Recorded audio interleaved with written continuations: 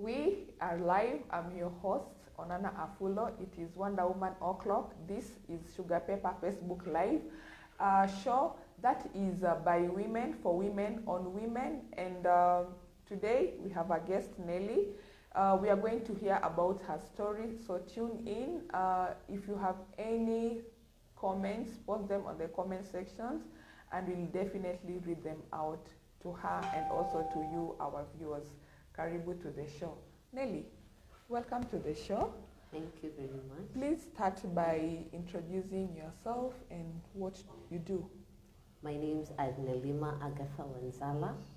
I am a GBV champion and survivor. I am from Budalangi, currently volunteering with CCGD, Collaborative Center for Gender and Development. Cool, nice. You say you're from Budalangi, so you're from Budalangi. Is there where you started, and how was your journey up till you volunteering with CCGD? Budalangi is home, where my parents come from, but I was born and raised in Nairobi. In Nairobi. Yes. I grew up in Nairobi, went to school in Nairobi till 2004. When my dad lost his job and we had no other option but to come back home. So I finished my high school in Bunyala, St. Cecilia and Amenya Girls. Would you want to tell us about your career after Form 4, if you're comfortable enough, till the time you're now an active champion in GBV? Yes, when I finished Form 4, I was lucky enough to volunteer. My first volunteer work was with Ampath in Bunyala. I did it for 1 year. Lucky or unlucky, I fell in love and got pregnant. But the person who made me pregnant denied the pregnancy. I was still naive. But luckily my mom was there, so I kept the baby. How old were you? I was 19. You're 19. Yes. That was a teenage pregnancy. Yes, teenage pregnancy. But a little bit out of the issues about teenage pregnancy. Yeah, luckily I had finished school, so to me I partly don't consider it teenage pregnancy, but he denied it and all that, so I was a bit frustrated, but of course. My mom was there for me. I went to college after that, where I did early childhood. Fell in love while in college. Got another baby. But now he didn't deny, he was very supportive. But now the family, especially his mom. So they had so many issues, I walked out. Oh, it was a come we stay marriage? Yeah, come we stay. That is while at college? While at college. So I had to drop out because of the pregnancy. But lucky enough, I got a chance to go back to school and finish. That's in 2017. That is in 2017. So you have 2 children? I have 2 kids. A boy aged 12 and a girl aged 7. Turning 7 in May. In May. My baby is also a May baby, and I love May babies because they sync with Mother's Day. So you're always just happy about the birthday and celebrating motherhood. Can you go back and now tell us about the experience of having the child at 19 and the rejection and the trauma that came out about Actually, it was tough because at first I thought of abortion and my mom was against it. So I remember on the day I was taken for delivery, after the delivery, when the nurses brought the kid, I told them, don't give the kid to me. Give the baby to my mother. She wanted the baby. And actually to me, I think till date, me and my son don't have that mother-son connection. I think, still see him as someone who messed up my life or the hatred of the dad is on him. Lucky enough, or I think my mom thought it wise, he doesn't bear my names on any of his documentation. It's my parents, my mom and my dad, who are the okay. Nowadays, I consider him more of my small brother than the child I gave birth to. Okay. Unlike the girl, who I think we really had mother-daughter time. They are all my kids, yes, I love them both, but I feel we don't have a connection between the Is it because of the rejection from the baby daddy that caused you the trauma to detach yourself from that mother-child connection with your son? Yes, I think, because even when I was pregnant, I used to tell my mother, this is your baby, I'm only carrying a baby. A surrogate, it's not mine, it's yours. Because I remember at the time I used to tell my mom, if you're not here, I will give birth and leave the baby in the hospital and walk out. But lucky enough, I think over time, we are gaining that, especially now that he's almost becoming a teenager, we are now getting to have a bit of connection. Does he have a father figure to fill in the shoes? Or is that one automatically coming, arising out of the relationship he has with your father? My dad is really the father figure. Okay. Though like at some point the real dad, came back asking for forgiveness and is now trying to slowly also come into his life. Okay. But he will also always refer to him as Kevin, not dad, because the only person he calls dad is my father. I think the woman that your son marries will be a very lucky woman, because he'll not have, sometimes they say, don't land on mama's boys, the ones that are very much connected to the mom. So I think the lady that gets married to your son will be a little bit lucky to get. And how is the relationship with the father? Are you cooperating? Okay, right now, respectfully? We respected each other. I know he's the dad. I cannot deny that fact. Yes. But we rarely even communicate. If he wants something, he directly talks to my parents, not it's either my parents or my younger sister, because at least he respected the fact that I got married somewhere else, and he said he wouldn't want to come between my marriage. So that was an agreement that we agreed mutually.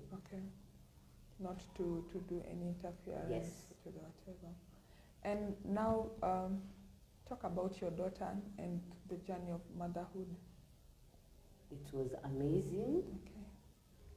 When it all started, at least he would take me for antenatal clinics. It was fun. I say it was fun as much as it was come and stay. But now he was mama's boy. You wouldn't do anything, and sadly we were staying in the same hood with the mom. So you would even go out and buy clothes with your money, but she would comment you spoiling the son's money. All you do is buy clothes. You're pregnant, you will need clothes. You get something for the house and she's like, no, this is not necessary. The sisters were always in our business. In our business, in the house. Full and active. Yes. Kicking it. They will even tell you, today we don't feel like we're eating this. You cook this, my brother doesn't love this. So they were all over. That is so terrorizing for a young couple in, And let's say by that time I was just pregnant. So when I gave birth, he started having another affair outside. And the worst part is he would chat with a woman, even when we were in bed. Yes, he didn't hide anything. That was so disrespectful. I tried going to the mother concerned. She told me he's a man. So because he's a man, I should be okay with it. I remember the only thing I did is I called my big brothers and started crying. So they were like, we warned you, but you've come to your senses. Are they not the ones like, wewe tunakuja kumpiga kwani anaingilia No, sister yetu? what they said first was, you've come to your senses, where are you? I told my brother, actually, because I left with a handbag and baby clothes only. Okay. And I told my brother, no, niko kwa matatu, nakuja. My brother waited till I got to his place, and he asked the wife, can you sit with this kid for an hour? I'm coming back. Kaniambia wewe, amka. We went, he told me to pack everything that is mine in that house. Your bro. Yes. If there's anything I've bought, I take me. I told them, no, me, I only want my clothes, and I'm good to go. So that's how I left, went to my brother's place, and came back home, again with the second baby. When I came home, I think I was emotionally stressed, and I didn't even recognize it. I was a breastfeeding mother, weighing 39 kgs. 39. That is so low, because the standard weight should be 45 to 50. Yes, I was 39. Actually, for someone else, someone would have assumed I'm HIV positive. So my mother, I'm lucky I have very supportive family members. Yes. Because I remember when I called my mom and told them I'm almost home, she waited for me at the bus stop. The first thing my mother saw me was, she wailed. And I was like, okay, why are you even crying? I'm home. You people, why are you crying? She saw a frame of you. Yes. Okay. I used to sit and stare. Whatever I was looking at. Into space. Yes. I remember by the time I was at my brother's, I used to sit. People would go to sleep and wake up and find me where I was. I used to watch movies the whole night. You'll wake up and I'll tell you how a series started to how it ended. So it's when my brothers were like, no, this one, aende akae na mom kidogo, we see if there will be a change. I came back home. My mother couldn't also handle me, because now I think I just became wild. Wild in which terms? I would just do what I want. If it's go out clubbing, if it's... And where is your daughter at this particular With my mom. moment? Okay. How old then? She was 1 year, 2 months. 1 year, 2 months. So I was like, see, she can stay with mom. She's old enough. She's not breastfeeding anymore. But I went to my grandmother. May her soul rest in peace. She was like, as much as she was babying me, but she was tough. She would tell me, you will not go out, you will not do this and that. With time, I slowly healed from that, went back to school, and got a certificate in early childhood education. Congratulations. Thank you. But before that, I had already started becoming a bit passionate in talking about GBV issues, but not that much. Okay. Till June 2017, I had been invited to Uganda for a function for my friends. They are the LGBTQ community, but because under which organization? SMAG. SMAG. Yes, Sexual Minorities, Uganda. Okay. For Pride. Okay. And also by then I was managing an artist called Junior Rebel.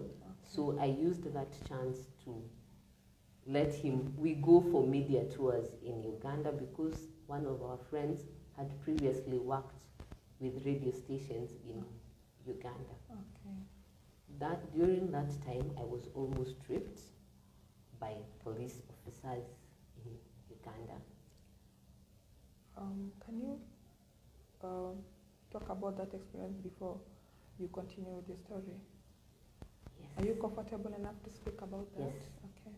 We had gone clubbing. Okay, we had an activities during the day. Sorry. And we decided, they said we've not enjoyed, we can't leave Kampala without enjoying the party life. Kenyans and we are in Kenyans, Uganda. yes. Of course. So we went out, but now I wanted to go pee, and I told them, I don't trust lose. Let me go outside. I forced my boss, because as much as he was my boss, he's called Junior Rebel. Okay.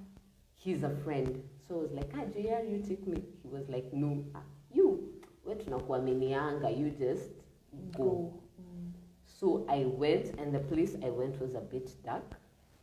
I peed. When I woke up, I felt someone grabbing my hand. So I was like, hey boss, who are you? What are you doing here? These are the ladies who stay with ladies.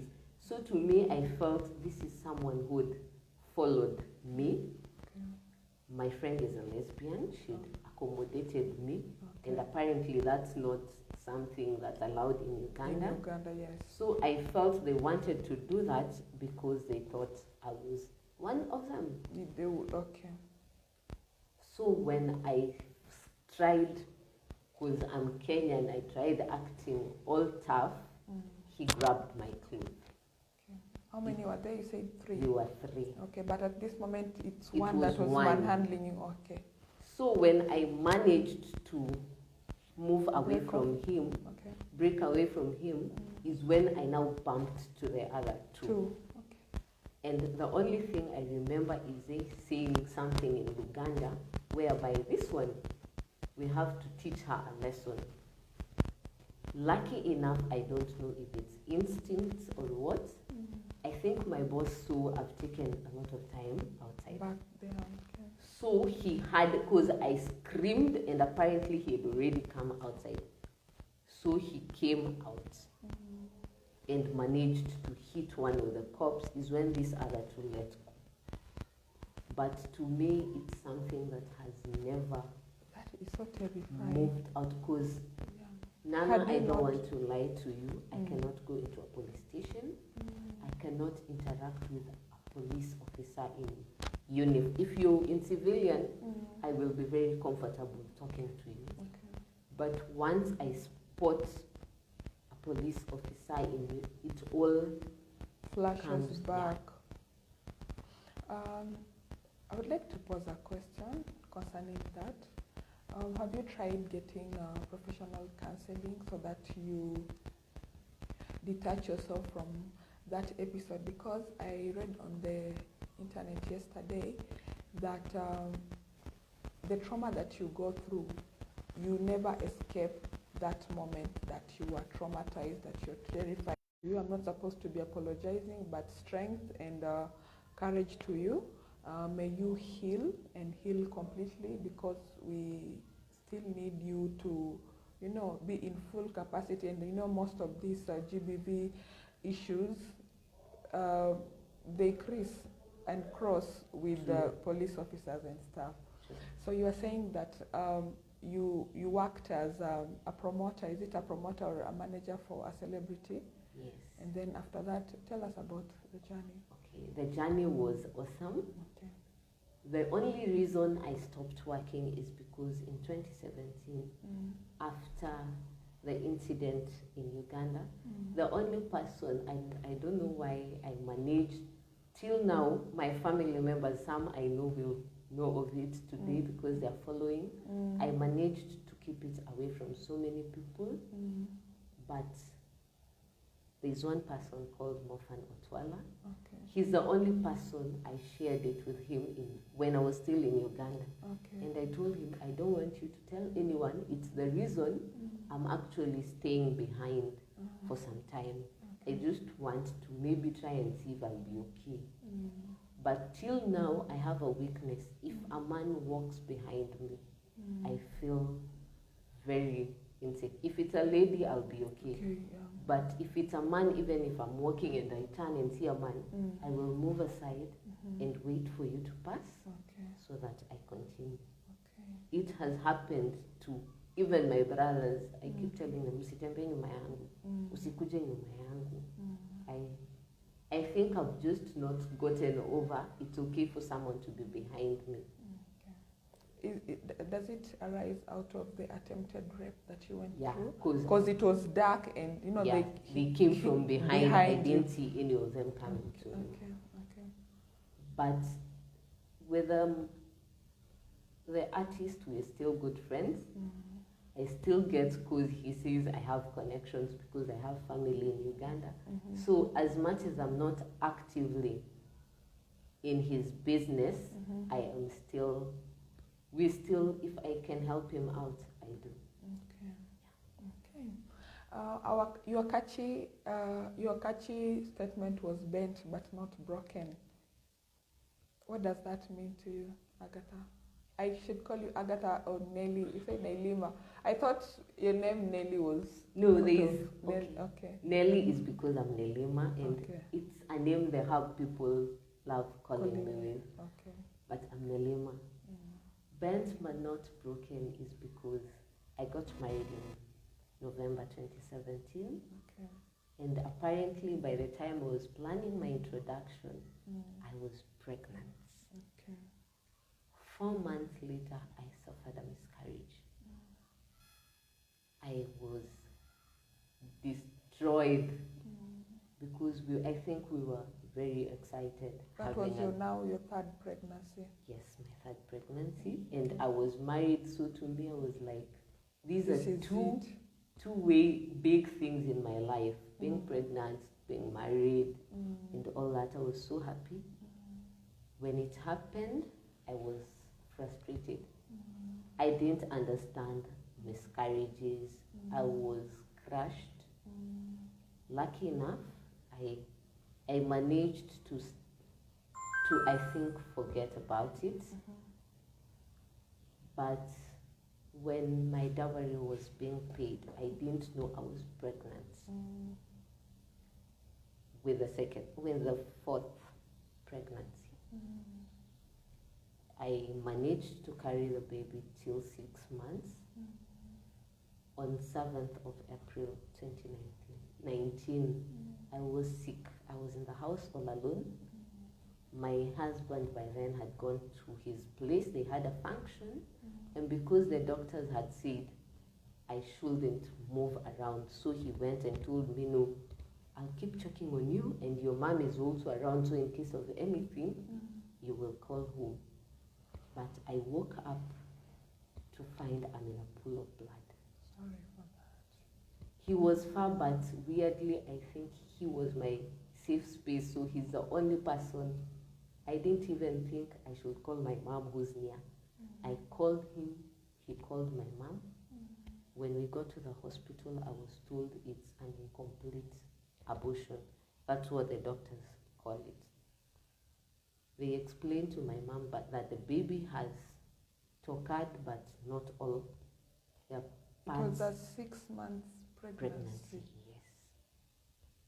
I remember just... So how do they term it? Why would they term it as an incomplete abortion? abortion? Okay, they say it's a medical term, that's what they say. I don't know why they call it that. Okay. All I remember is sitting on the floor of the hospital and crying. My mom, who still follows some millers, is telling me you're not supposed to cry. I told my mom, you're not in my shoes. Yes.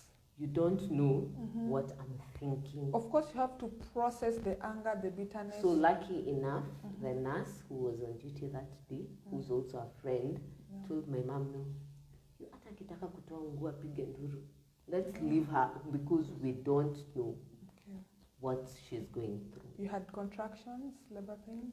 Yes. Now, after I went to the hospital is when I started experiencing the cramping. Everything.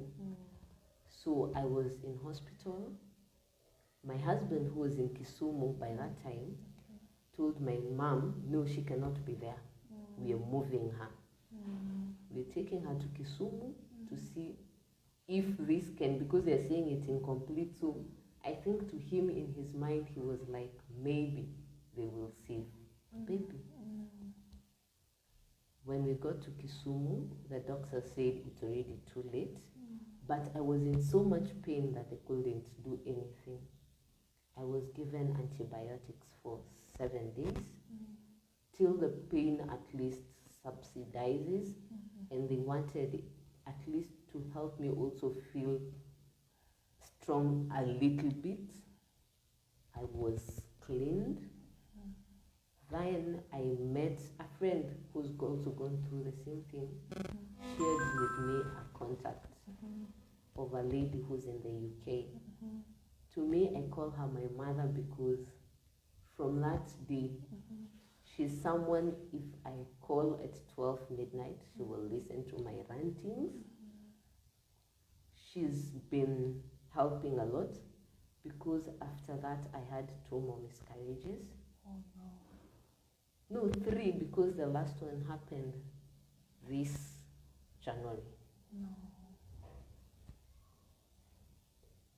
But she has been there for me. I know I have not healed because it's painful. I blame a lot of people at some point. That's why I say I am bent but not broken. Why do you blame people? At some point I blame God because after the second miscarriage, I went to church for some time. After the 3rd miscarriage, I've never been to church. Because I was like, why has God let me go through all this? And as much as people say, why would you cry for kids you've not carried? They were in my stomach. I had a connection with them. I felt like God really abandoned me at some point. But lucky enough, with the help of talking to people, I'm slowly going back to church. Yes. God meets us at our point of need. He meets us at our end. Just when you think that this is my end, that's when God begins. And I would tell you that if it is anything that you would hang on the hem. You know, the hem is the last, most downest part of your garment and outfit. Like it's the last bit. And you remember the woman in the Bible that was hemorrhaging for 12 years. So you can imagine 12 years you're bent, you're hemorrhaging. Imagine that kind of a situation. And she was like, this is my last, let me just get on this hem. And that's the point that Jesus saved her. So just stick to Jesus' hem. That's where we get everything. I would like to give a shout out to Wanjala Collins. Thank you so much for tuning in. Justina Mwangombe, here I am, nice one. Thank you so much, Madam SP, for tuning in. Judy Oricho, thank you so much for tuning in. Nafula Kisiangani is also following. I honor her for her brevity. Good work. Thank you so much, Nafula, for tuning in. Sebastian Davis Ngida says sound is low. I don't know. I think the sound is okay right now. Abukayo also passes her regards, and Monica, thank you so much, people, for viewing. Nelly, so the miscarriages have happened, and you're bracing the fact that now I have gone through all these miscarriages. So how do you forge on with life? Sadly, I feel at some point they are part of the reasons me and my husband had our issues. Okay. Because he doesn't have a kid. I have my own kids. Yes. Anytime we have a miscarriage, he would tell me, you don't have to mourn it so much. Okay. You already have kids. Okay. I don't. Okay. It got to a point, after the second miscarriage, we were advised to seek help from a gynecologist. Okay. He accepted when we were at the hospital. Okay. But when it came to a point of now meeting the requirement, okay, he never showed up. Actually, what he did is he asked a friend of ours to accompany me. Female or male? Female. Okay. We came, but to me, I felt it's him I needed around me, not friends, not my family, because by then he was the most closest person to me. Okay. I felt he would, because it's our loss, we would understand it together, Okay. which he didn't. But now I'm happy I can talk about it because I feel if I went through it and I'm hanging on, I am slowly healing. I know I'm still grieving because I've been in denial for a very long time. But with the help of Mom Clarice Angafo, she's from Cameroon, but resides in the UK. We talk about the babies because she advised me to name all my babies. Also, to me, on every day that I've lost a baby, I celebrate. I write, I either put a post on Facebook, I also have a notebook at home. I write. To me, she told me to keep writing messages. So to me, I say I celebrate angel versaries for them because I nowadays call them my angels in heaven.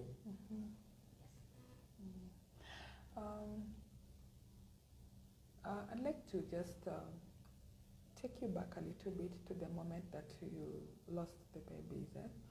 You know, when you're a mother and you lose a baby, it's traumatizing to you. But then most times also the fathers also go through trauma. Though I understand men don't know how to process the trauma. Had you tried seeking for counselors or going to therapy sessions about the loss? Or you just let actually circumstances when heal themselves out? I suggested it, he told me I'm the one who's holding on to the losses, so I should get counseling.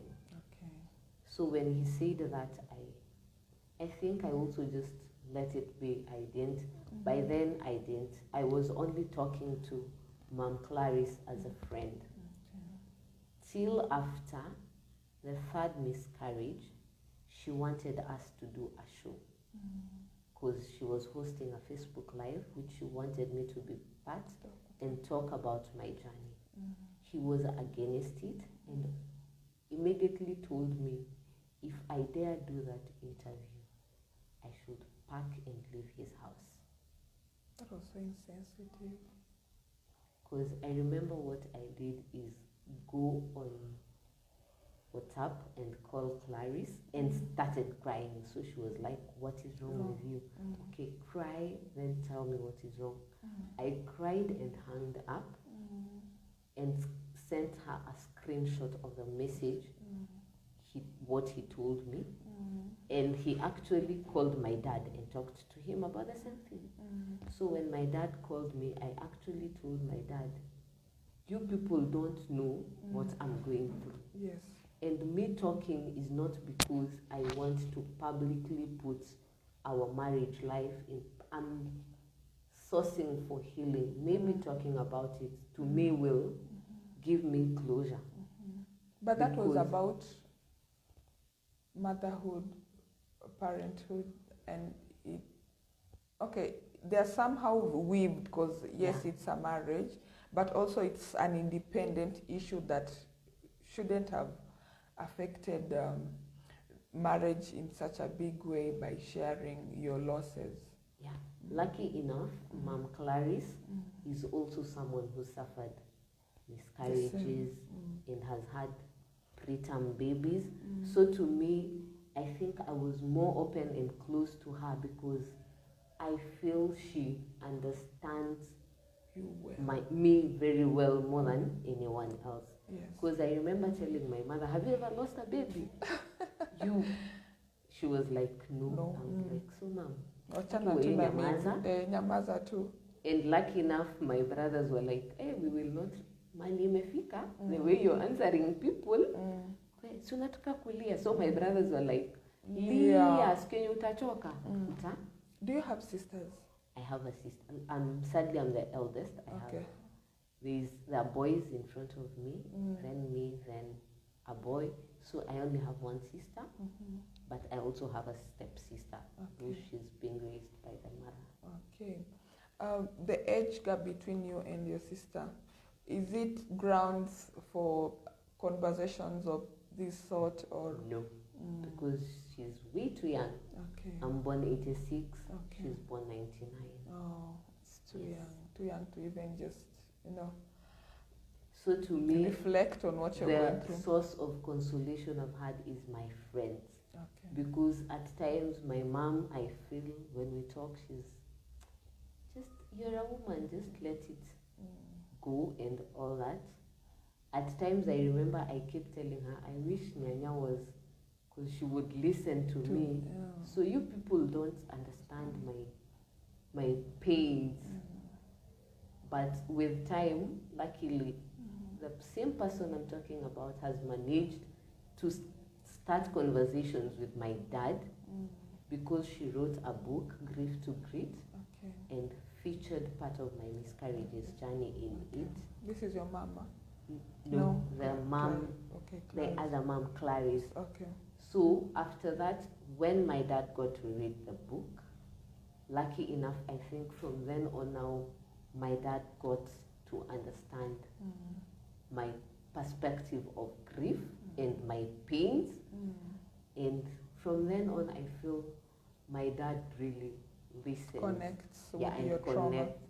Though also I'm daddy's girl, so I feel more comfortable at time having discussions with my dad that I cannot have with my mom.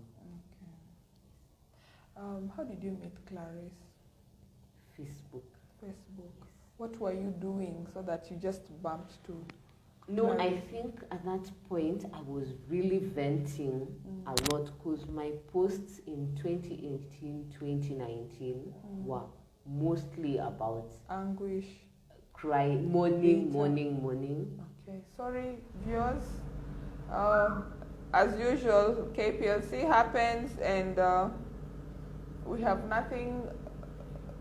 We don't have a power backup, and you'll have to bear with us in this poor lighting. But the most important thing is the content that we are sharing here. You're telling us. So I was venting a lot is when one of my friends who's an autistic mother told me, no, Nalima, with the rate you're going, you might even commit suicide.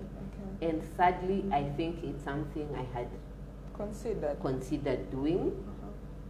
And one of my husband's workmates, my ex-husband's workmates, who's a teacher, I don't know what he came to the house and saw and advised that any medication in the house should be removed. To an extent, when my husband would notice I'm not okay, he would even lock up the kitchen and claim we are eating outside. Because I think he also noticed I was having suicide. Because I would tell people I'd rather die than be alive and go through all this. Because of the 4 miscarriages, I've been cleaned 4 times. The first one is the only one I wasn't cleaned because the doctor said it was still too early, so they didn't do anything. But the rest, so to me, I felt I've gone through so much pain. Why am I even living? What's the point of living? Yes, but lucky enough, so that when Mom Clarice came in, she's been there till date. All my achievements, all my pains, she's, I think, the person I'm more comfortable telling anything I'm going through, even before I tell my own mom and dad. Okay, we are back to normal lighting. And we are continuing with Agatha. She's still telling us about her story. There's a group, I think, of women that have issues with reproduction, women that have waiting wombs, women that have had stillbirths, women that have had miscarriages. Have you ever come across these groups? Yeah, there is one called Tears Foundation. Okay, Tears Foundation is a group of mothers who are grieving. losing kids who are still very young. They're called rainbow babies, I think. I don't know. But there's something I There's- read somewhere about rainbow babies. Yeah, rainbow babies are really not the ones who are gone. Rainbow babies are like, if now after all those miscarriages, I Okay. happen to get a A baby Okay. and carry to term, Okay. that baby will be referred to as a rainbow baby. Nice. Okay.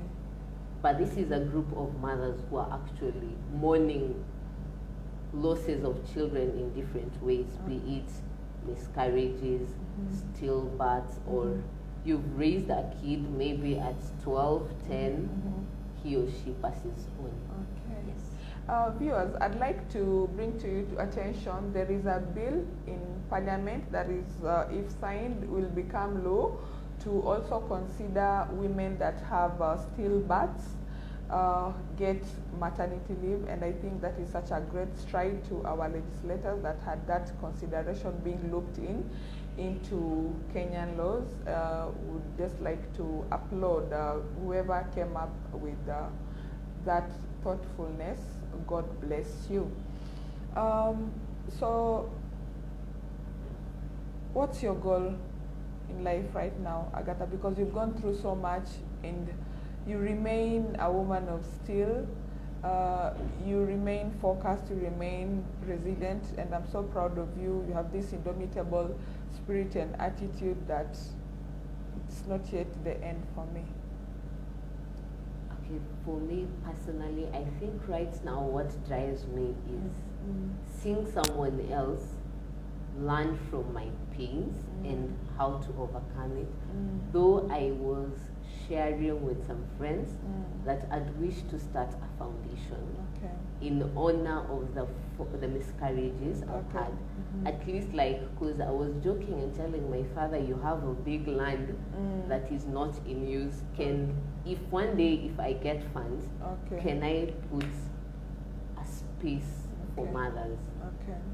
Though aside from that, I would really wish with time to start a community library. Because I'm passionate about education. And I've realized it's something that's lacking in our communities. Because at times you go to schools and talk and you hear people being asking, has she been to the States? Not English, and she's just in Kenya. So I'd really advocate for education, and I'd really wish to start a small community library. I'm lucky enough, my father told me I can do that on his land. So with time, when I get funds, I think it's something I Where is this land? Because I have a surprise for you. Where is this land? In Budalangi. In Budalangi. Mundere. My home is in Mundere, next to St. Teresa's. Okay. So last year, I happened to be invited to a library enterprise. We have a WhatsApp group of people that have the same like-mindedness of starting a community library, and I'm going to patch you up with somebody that had that same vision about having a community library. In fact, after this show, I'm just going to add you to the group so that we've been having discussions, but our luck was land to have the library, because the one that was supposed to be built in Busia, to be precise, the CBD near the county offices, had a lot of issues, politics and stuff. So it was done away with, but there is a caucus that handles that. And if there is anyone that is listening to this show and would like to be a part of Nelly Agatha's vision of having a community library in Budalangi, leave your contacts at the comment section, or you can slide to my DM or to the DM of Sugapepper, and we'll still add you to this WhatsApp group that has like-minded people that would love to have a community library in Busia County. Thank you so much, Ken Opere, for tuning in. Mary Makoha tuned in. Say hi to Nelima Agatha. You have all those greetings from all those powerful women. They're listening to you, and I think they're also inspired by your story. I don't know if this is the first time people are hearing about this story, or you've shared it elsewhere. Actually, I've been sharing it one-on-one with people who are close to me. Okay. Like Our boss at CCGD knows about it. Okay. My friends, my Kwan, my friends. Okay. But it's the first time I am actually talking about it to the public. Okay. You've mentioned my Kwan, and I saw some photography about, I think, was it that? The model though wasn't you? During 16 days of activism, yes. Actually there was one that I was also. Okay. There was one that was Nelly. Okay. There was one that was me. Yes. Your photography was about what particular issue? Being hit, assault. Okay. Yes. Okay. Would you want to talk about that on this show, if you're comfortable enough? Yeah, a bit of it, but not all the details. Okay. Okay. During the 16 days of activism, apparently 2 days before the 16 days of activism, 3 days on 22nd of November is when we had a function in Teso. And apparently one of my exes, okay, I don't know to call him an ex or a current husband, one of his friends had come to me talking about the miscarriages. Okay. Though he was advising we source herbal, traditional health, herbal treatment. And I told him, boss, these things you're telling me I'm game, because I'd really wish to give my husband a baby. Yes. But he's a man like you. Me, whenever I raise these issues, you people know it's not the first time it's brought conflict. I'd be very comfortable. You're a man, go talk to him. I think he went and talked to him and talked to someone else. That bit I've never understood. But I know they talked as men. I was in Teso, I get a text. What did you discuss with so-and-so? I think at some point the people who were with noticed I went off, but I managed. Apparently Nelly says I know how to hide things I'm going through. So I went back to normal, did our mentorship session, but I told him, I know you'll ask for screenshots. Before you ask for them, here they are. I sent the conversation we had. We slept in Teso and came back the next morning. Immediately I got home. I'm a woman, so I felt my house was not the way I wanted. So I did my things. When I thought now it's time to sit down and rest, he asked for my phone. And I obliged. I unlocked and gave it to him. He stayed with it. All of a sudden, woke up, dressed, and left with my phone. But before he left, he made a statement. If I don't pack and leave his house, his people and my people should plan for a funeral. So, that is such a chilling. In my mind, I was like, hear. Why should I even sleep in this house now?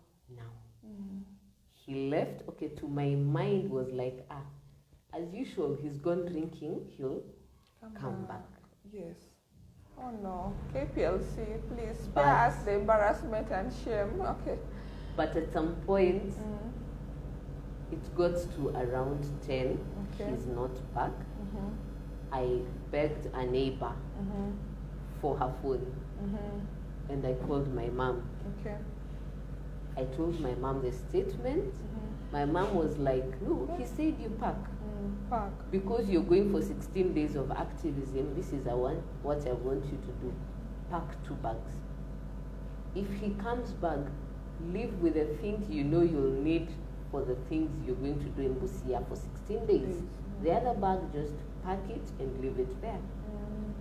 He never showed up till 11 the next day.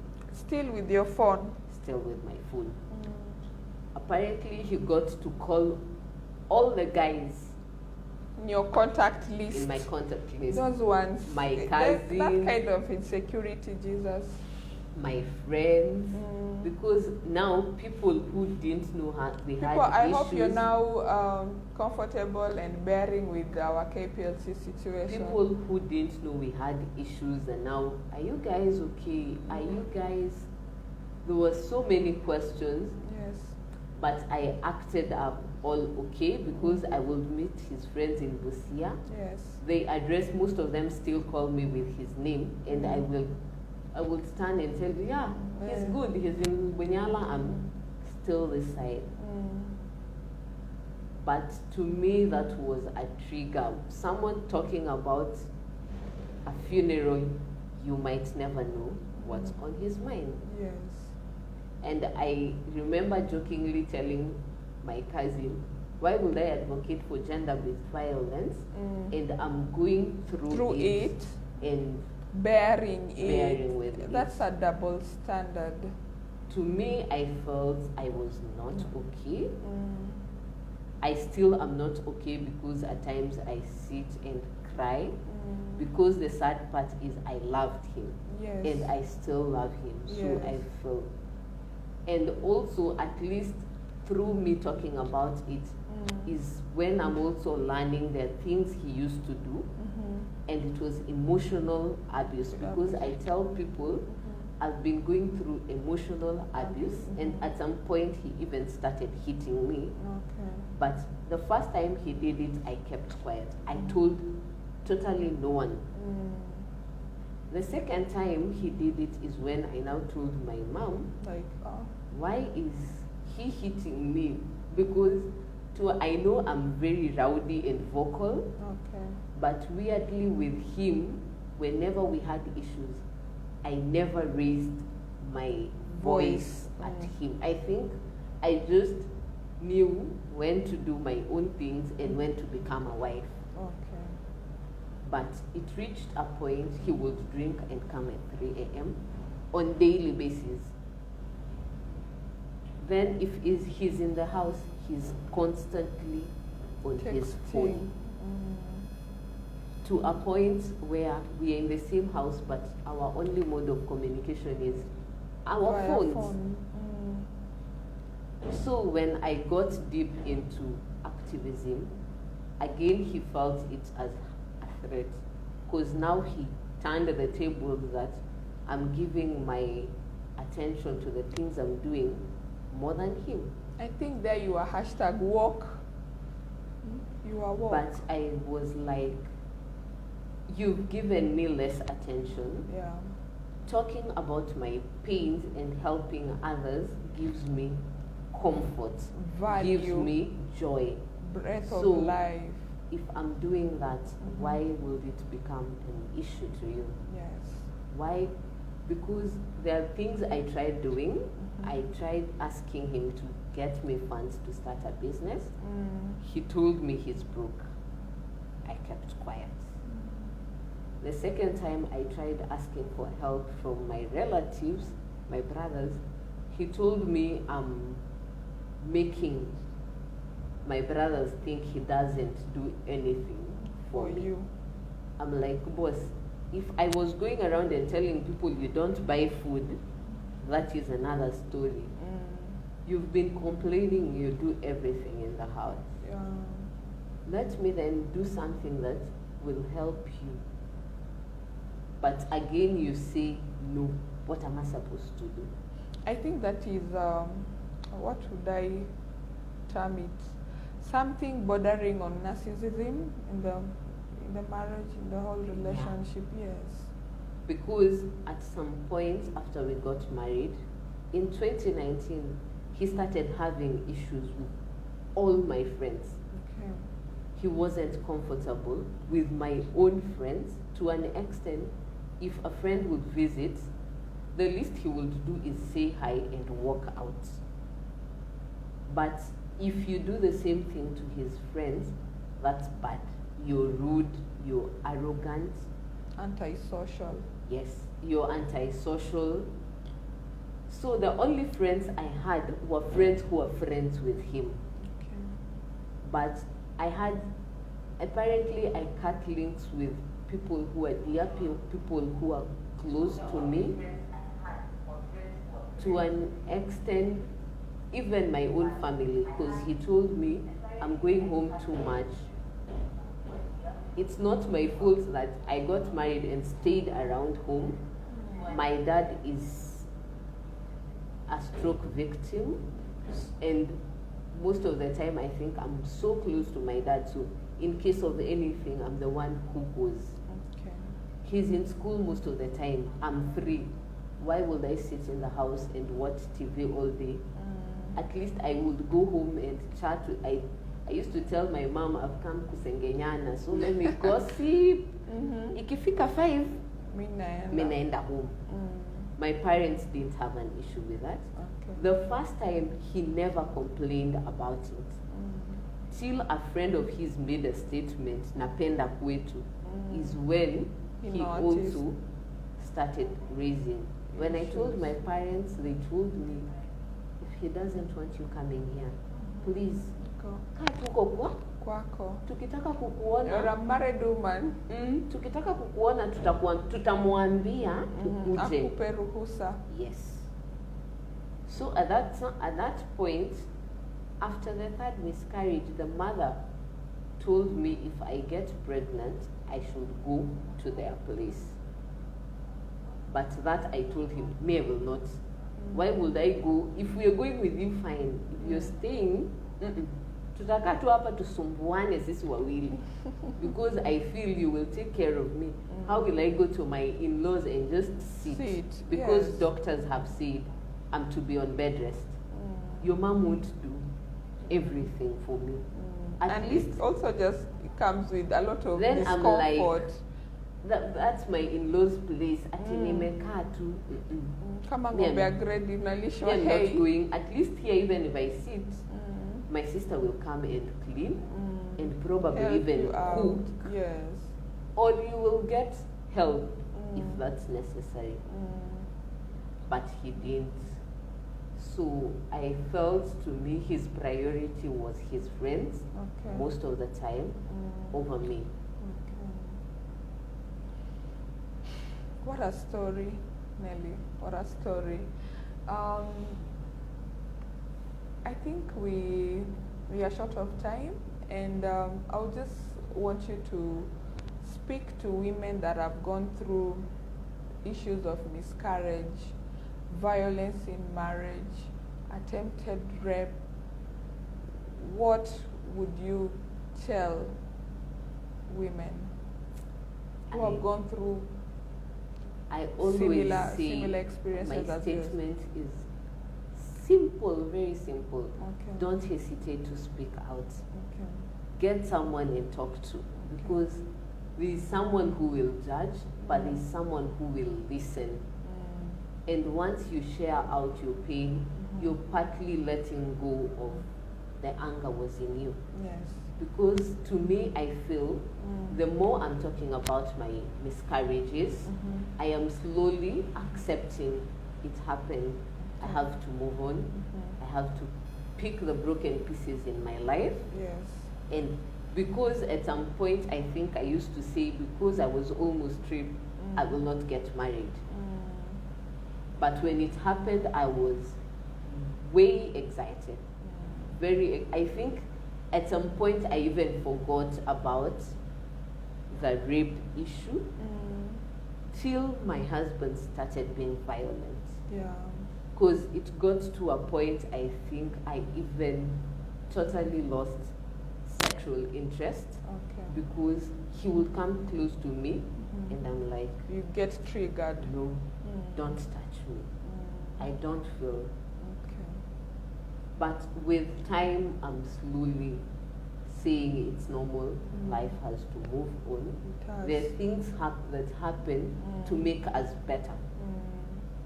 Probably if I had not gone through the attempted rape, I would not know what someone who is raped or almost raped goes through. Yes. I wouldn't know these trauma, these mental issues that are behind it. I would be okay, after all, it's life.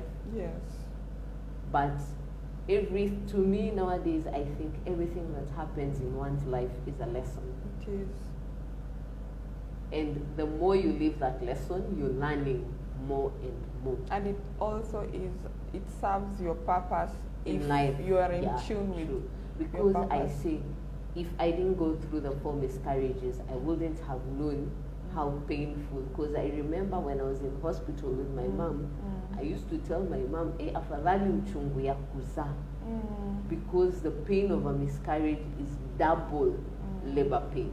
And it's not, it doesn't come with profit. Yes. Because you'll go through labors and then you have your bundle of joy to go home with this. Yes. You're going through pain and still going back home with empty. Nothing. Yes. So to me, I feel if I have not gone through that right now, I can freely talk to someone about miscarriages. I can freely tell someone I've gone through 1, 2, 3, not only 1 miscarriage, there are 5, but still, I'm okay. I am normal. It's life. Before that, I wouldn't even have talked the way I've talked today. Okay. I would start shedding tears. But I also say I'm grateful for my family, my friends, both around and outside. They've been very, very, very supportive. Yes. They are ready to listen at any time. Like for Marian, I know anytime I call and Marian, I feel low, she will listen. Akina Mike, they are men, but I feel they listen to me. They are the brothers. My brothers are all far, so they are the brothers I have around. Yes.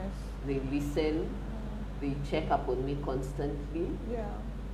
They are my friends who've now become family. Thank you so much, Nelly, for your story. But I would want you to start a support group for women that have gone through miscarriages. I don't think if our county has those ones, if we could think up of something, a support group for people who have gone through the experience of losing babies, miscarriages, stillbirths, all those ones. You know, you've heard about the AA meetings, alcohol. I think we can think about that, and then we get as many as of your similar experiences to just start this support group and find the warmth, affection, and people that have similar, they have gone through similar experiences. It comes easy when actually experiences as you're saying, are shared. it's something that I had thought of. Okay. That was the time I was even still in my marriage. Okay. And I shared it with my husband, but he was like, no, why are you? Actually, it's something that I have 2 or 3 people who had bought the idea and were very willing to help. Okay. But when he told me no, you would, because to him, I think he felt me talking to someone else is airing our marital problems to the public. But he doesn't know to me that's a way of letting go. I have lost 4. There are women who've lost more than. Yes. Because the group I'm in is a Facebook page. There are women who you read someone has lost 7. No. And you're like, hey, atai yangu kumbe. Siki too. So I felt if sharing, because at some point, there are friends of mine who call me to the hospital when someone has had a miscarriage and has refused to get clean. They are like, hii yako ni moja. Wacha tukuletee mtu. She's gone through 4. Yeah. So hii yako, because there's a time I was called and when I started telling the girl, by the way, mimi nimeoshwa mara 4. She didn't even wait for me to finish. She told the doctors, insufficient. Twendeni mnioshe. So it's something I will reconsider doing. Of course, of course. I think men are wired differently. I don't know if men have support groups for trauma, for pain, and experiences, sad experiences, but I think it's a high time that men consider that aspect of healing. because to women it comes easy. We share, we speak out, and then we are able to, sift through our pain, sift through our experiences, and then the healing process becomes faster. So also communication is very important, so that somebody understands why you need to do whatever thing you need to do in order for you to heal, because you cannot live in constant pain. You cannot live in the past. You need to handle the present so that you go forward. Thank you so much, Nelly, for blessing our show. Thank you so much, viewers, for keeping it here. We shall be back next Wednesday, same time, with another human interest stories. God bless you. Continue sanitizing, continue social distancing, put on your mask. We are not in our mask for the obvious reasons that we've been having a 1 hour conversation. God bless you, and see you next Wednesday. Bye.